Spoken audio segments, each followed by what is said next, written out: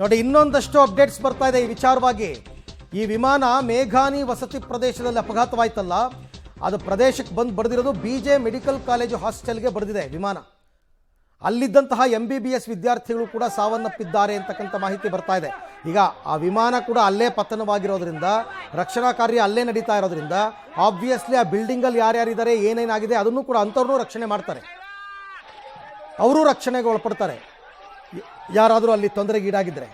BJ medical hostel ಆ ಬಿಲ್ಡಿಂಗಿಗೆ ಬರೆದಿರೋದು.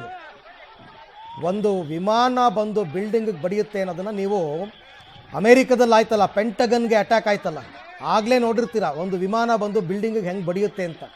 ಅಂಥದ್ರಲ್ಲಿ ಇದು ಅಪಘಾತ, ಅದು ಉದ್ದೇಶಪೂರ್ವಕ, ಇದು ಅಪಘಾತ ಬಂದು ಬಿದ್ದಿರೋದು.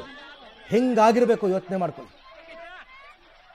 ಹೆಂಗಾಗಿರಬೇಕು ಅಂತಕ್ಕಂಥದ್ದನ್ನು ಜಸ್ಟ್ ಇಮ್ಯಾಜಿನ್. ಅದಕ್ಕೆ ನಾನು ಅವಾಗಿಂದ ಹೇಳ್ತಾ ಇರೋದು, ಕೇವಲ ವಿಮಾನದಲ್ಲಿ ಇದ್ದವ್ರು ಮಾತ್ರ ಅಲ್ಲ, ಆ ಬಿಲ್ಡಿಂಗ್ನಲ್ಲಿ ಇರೋರು ಯಾರು, ಅವರ ಸ್ಥಿತಿ ಏನು, ಅದನ್ನು ನೋಡಬೇಕಾಗುತ್ತೆ ಅಂತಕ್ಕಂಥದ್ದು. ಸೊ ಹಾಗಾಗಿ ಇವಾಗ ಕೇವಲ ವಿಮಾನದಲ್ಲಿದ್ದವರದ್ದೇ ಸಾವಿನ ಸಂಖ್ಯೆ ತೋರಿಸ್ತಾ ಇದ್ದಾರಾ, ಓವರಾಲ್ ಕೊಡ್ತಾ ಇದ್ದಾರಾ ಅಂತಲೂ ಕೂಡ ಕನ್ಫರ್ಮ್ ಮಾಡ್ಕೋಬೇಕು. ದುರಂತದ ಬೇರೆ ಬೇರೆ ದೃಶ್ಯಗಳನ್ನು ತಾವು ನೋಡ್ತಾ ಇದ್ದೀರಾ. ನಿಮ್ಮ ಮೇಲ್ಗಡೆ ವಿಂಡೋದಲ್ಲಿ ಕಾಣ್ತಾ ಇರೋದು ಫ್ಲೈಟ್ ಕ್ರ್ಯಾಶ್ ಆಗಿ ಬೆಂಕಿ ಹತ್ತಿರೋದು, ಅಲ್ಲೇ ಬಾಂಬ್ ಹಾಕಿದಾಗ ಬರುತ್ತಲ್ಲ ಬೆಂಕಿ, ಬಾಂಬ್ ಹಾಕ್ದಂಗೆ ಬಂದಿದೆ. ಆ ನಂತರದ ದೃಶ್ಯಗಳು, ರಕ್ಷಣಾ ಕಾರ್ಯಾಚರಣೆ, ಆ ರೋಡಲ್ಲಿ ಹೊಗೆ ಆವರಿಸ್ಕೊಂಡಿರೋದು, ಮತ್ತು ಸುಟ್ಟು ಕರಕಲಾಗಿರೋ ವಿಮಾನದ ಬಿಡಿ ಭಾಗಗಳು, ಆ ಕಟ್ಟಡ ಎಲ್ಲವನ್ನು ನೀವೀಗ ಗಮನಿಸ್ತಾ ಇದ್ದೀರಾ. ಆ ಬಿಲ್ಡಿಂಗ್ ನೋಡಿ, ಇದೇ ಬಿಲ್ಡಿಂಗ್, ಹೊಗೆ ಇನ್ನೂ ಆರಿಲ್ಲ. 15-20 ಅಗ್ನಿಶಾಮಕ ವಾಹನಗಳು ಬಂದಿವೆ.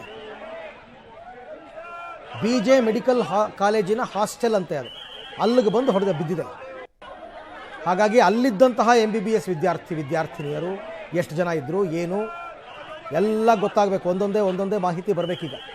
BJ ಮೆಡಿಕಲ್ ಕಾಲೇಜ್ ಹಾಸ್ಟೆಲ್ ನೋಡಿ, ಯಾವುದೋ ಪರಮಾಣು ಸೋರಿಕೆ ಆದಾಗ ಹಿಂಗೆ ಹೊಗೆ ಬರೋದು ನಾವು ನೋಡಿದ್ವಿ ಎಲ್ಲೋ, ಅಥವಾ ಜ್ವಾಲಾಮುಖಿ ಅಂಥ ಸಂದರ್ಭದಲ್ಲಿ ಈ ಥರ ಹೊಗೆ ನೋಡಿದ್ವಿ. ಓಹೋ, ಭಾರಿ ದುರಂತ ಇದೆ.